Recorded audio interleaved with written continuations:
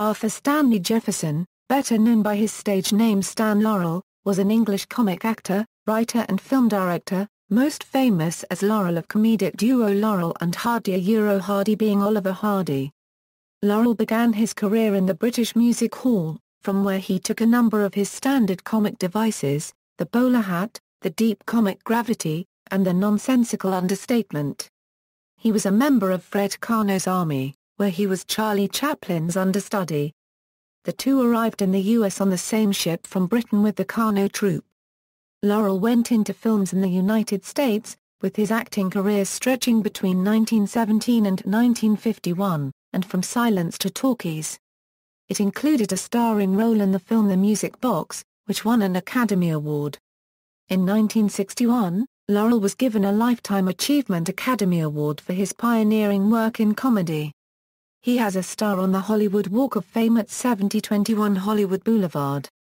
In a 2005 UK poll to find the comedian's comedian, Laurel and Hardy ranked top among best double acts and 7th overall. In 2009, a bronze statue of the duo was unveiled in Laurel's hometown of Ulverston, Cumbria. Early life. Arthur Stanley Jefferson was born in his grandparents' house on June 16, 1890 at 3 Argyle Street, Ulverston, Lancashire, England. He had two brothers and a sister. His parents, Arthur and Margaret Jefferson, were both active in the theatre and always very busy. In his early years, the boy spent much time living with his grandmother Sarah Metcalfe. He attended school at King James I Grammar School, Bishop Auckland, County Durham and a King's School, Teignmouth. He moved with his parents to Glasgow, Scotland, where he completed his education at Ruth Erglin Academy.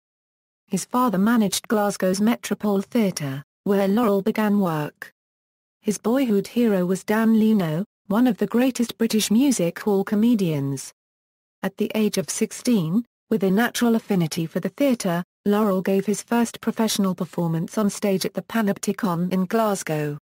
In 1910, with the stage name of Stan Jefferson, he joined Fred Karno's troupe of actors, which also included a young Charlie Chaplin.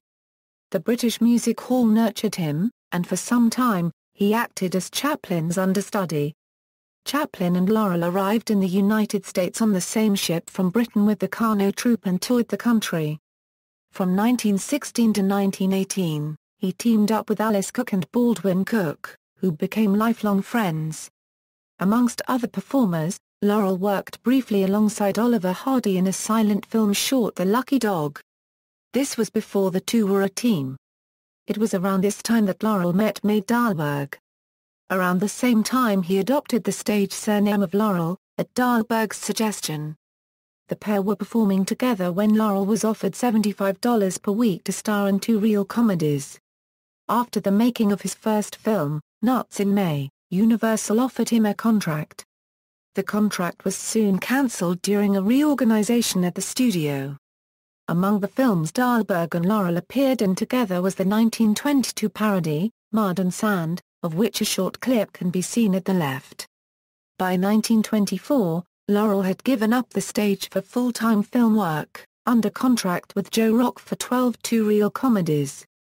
The contract had one unusual stipulation, that Dahlberg was not to appear in any of the films. Rock thought her temperament was hindering Laurel's career.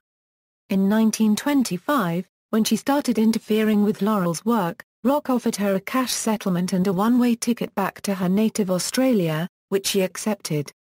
The 12 two-reel comedies were Mandarin Mix-Up, Detained, Monsieur Don't Care, West of Hot Dog, Somewhere in Wrong, Twins, Pie-Eyed, The Snowhawk, Navy Blue Days, The Sleuth, Dr. Pickle and Mr. Pride, Half a Man. Laurel and Hardy. Laurel next signed with the Hal Roach Studio, where he began directing films, including a 1926 production called Yes, Yes, Nanette. He intended to work primarily as a writer and director, but fate stepped in. In 1927, Oliver Hardy, another member of the Hal Roach Studios' comedy All-Star Players, was injured in a kitchen mishap, and Laurel was asked to return to acting. Laurel and Hardy began sharing the screen in Slipping Wives, Duck Soup and With Love and Kisses. the two became friends and their comic chemistry soon became obvious. Roach Studios supervising director Leo McCarey noticed the audience reaction to them and began teaming them, leading to the creation of the Laurel and Hardy series later that year.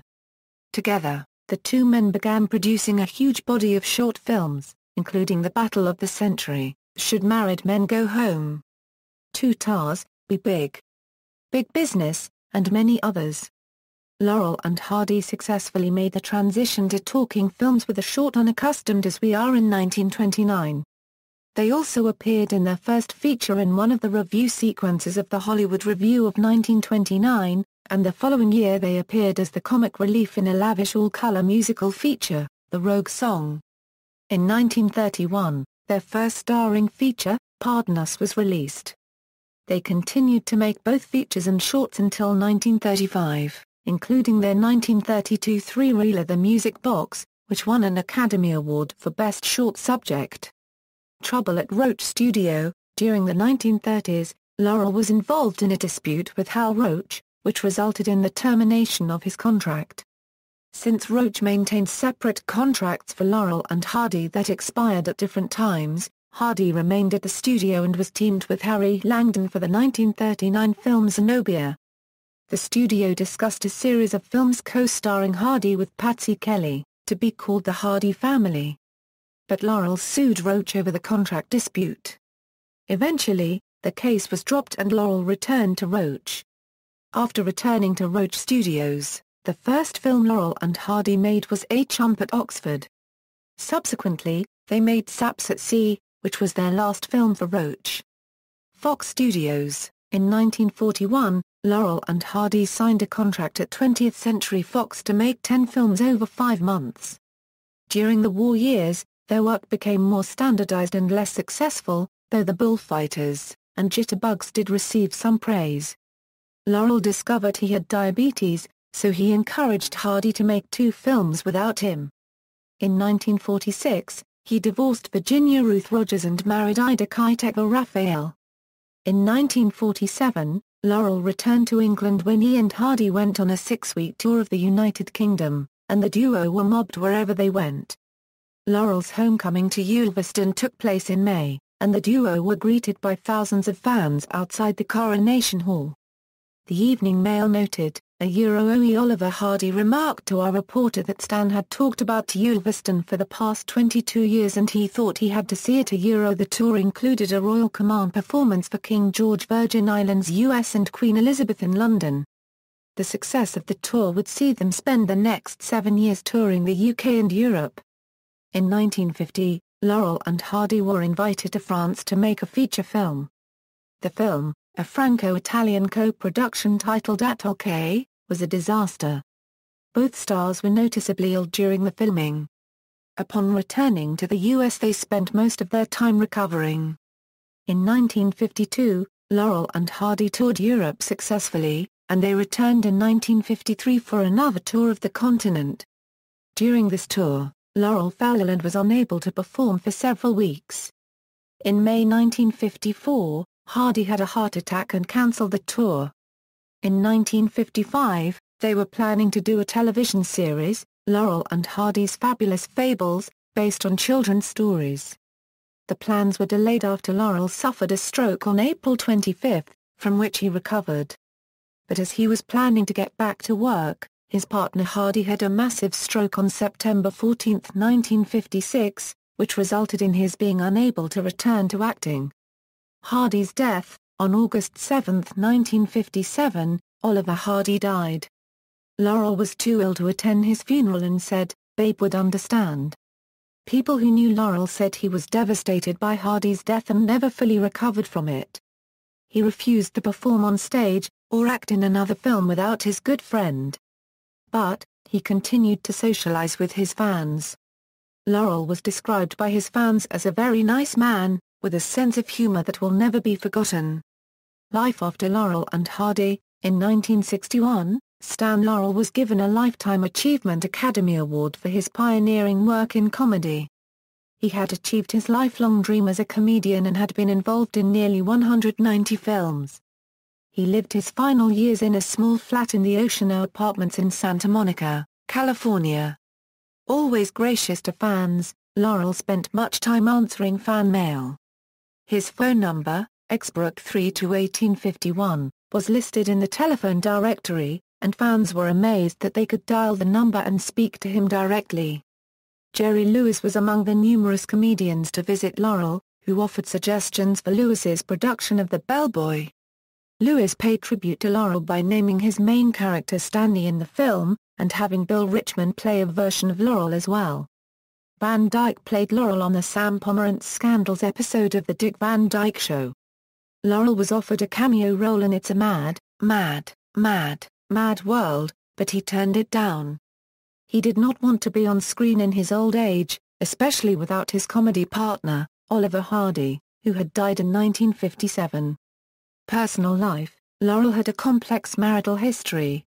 He had 4 wives and married one of them a second time after their divorce. In December 1927, during the early years of Laurel and Hardy's partnership, Laurel and his first wife Lois had a baby girl, also named Lois. She later married actor Rand Brooks. In May 1930, their second child, Stanley Robert Laurel, died after 9 days. In 1935, Laurel divorced Lois and married Virginia Ruth Rogers. In 1938, he divorced Virginia and married Vera Ivanovna Shuvalova.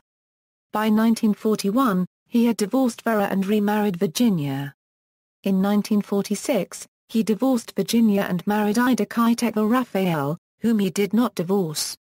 Death: Laurel was a heavy smoker until suddenly quitting around 1960. In January 1965, he underwent a series of X-rays for an infection on the roof of his mouth.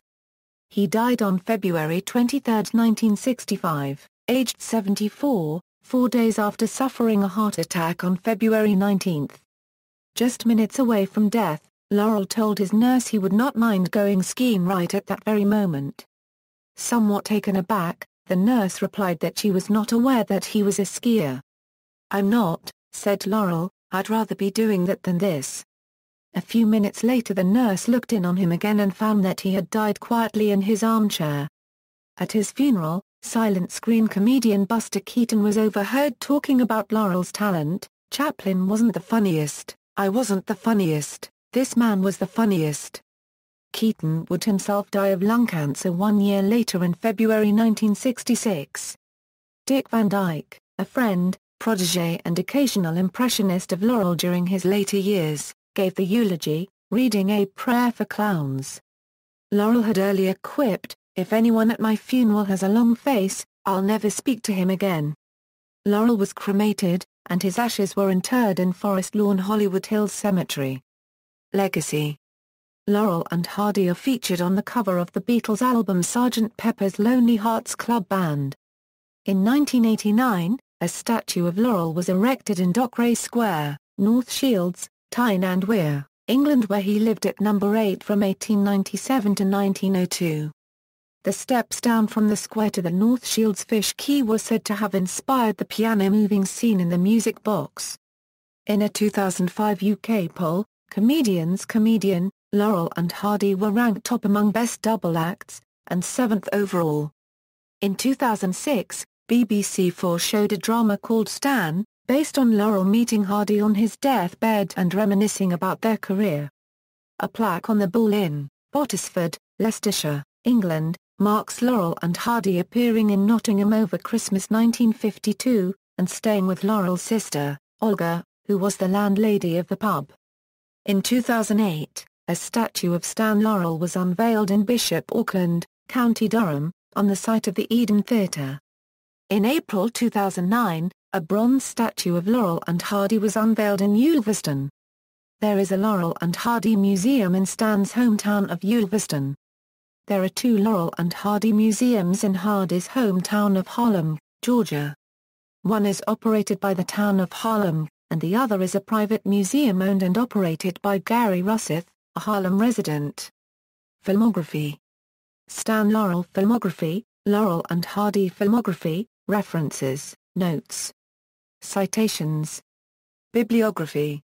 External links: The Laurel and Hardy Forum, The Laurel and Hardy Magazine. The official Laurel and Hardy website, Stan Laurel at the Internet Movie Database, Laurel and Hardy Museum, Ulverston, the Stan Laurel Correspondence Archive Project, the Laurel and Hardy Discussion Group at Yahoo!